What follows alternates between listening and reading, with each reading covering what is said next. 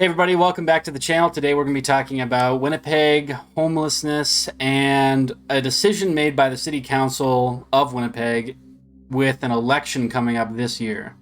And I felt like this was an important thing to talk about. One Just City just put out a statement in collaboration with End Homelessness Winnipeg, and so I just wanted to read the statement to get a little bit more coverage and awareness on what's actually going on right now. So, joint statement on proposed dismantling of Winnipeg bus shelters by City Council. In response to Councillor Sean Nason and the majority of the IRPW committee's motion to remove bus infrastructure on Regent Avenue. Dated as of today, June 14, 2022. So, as a community, we are very concerned with the approach taken by Councillor Sean Nason and the majority of the Infrastructure, Renewal, and Public Works Committee on June 9, 2022. We do not support the motion to remove infrastructure from bus stops on Regent Avenue or anywhere else. These types of actions are aggressive, punitive approaches to poverty and homelessness that have proven failures. In the absence of adequate housing and safe consumption sites, people inevitably use substances in public spaces. Dismantling one or two bus shelters does not address this, as was openly admitted at the June 9th IRPW meeting. Safe consumption sites are an evidence-based best practice for reducing the harms of street-level substance use. The only solution to homelessness is housing, and housing is a human right.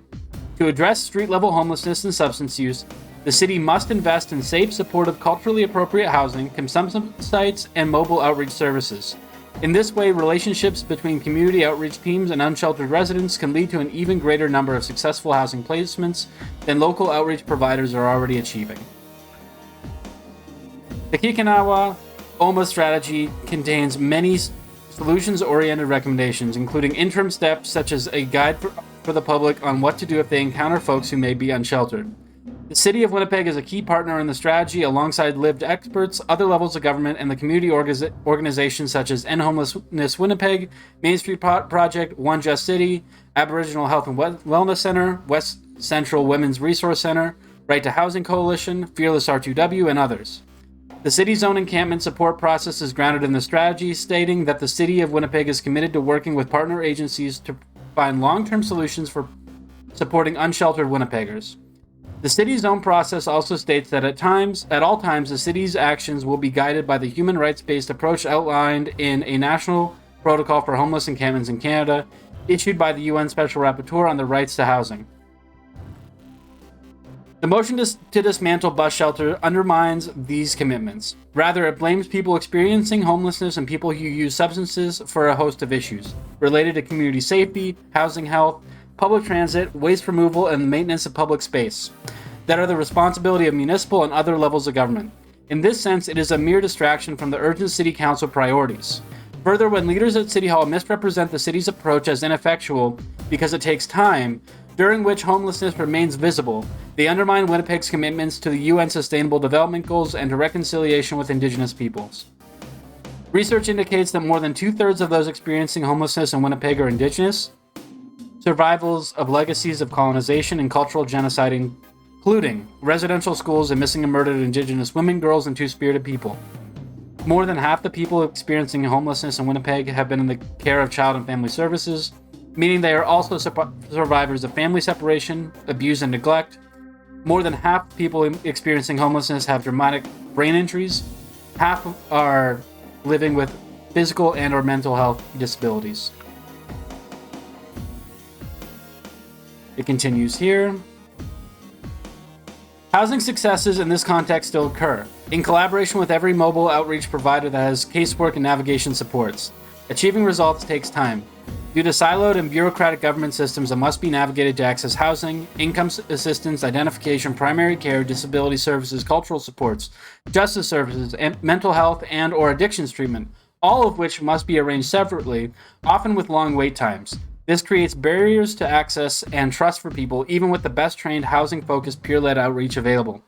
In the interim, bus shelters can provide refuge from the elements and a sense of safety to community members, as well as a place to gather. They likewise provide a critical amenity to people who have housing and do not use substances in public spaces. Taking bus shelters away and blaming this action on homelessness and drug use only reinforces stigma, fear, and hatred towards people without homes and with substance abuse concerns.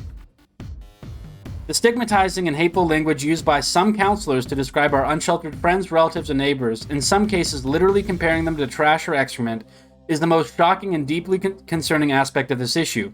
It is clear that some counselors deem human gathering in bus shelters as undeserving of the most basic human respect or dignity, let alone rights.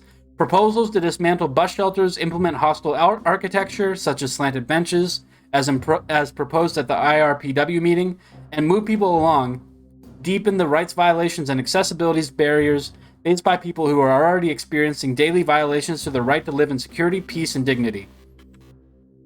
We urge the city to undertake the following.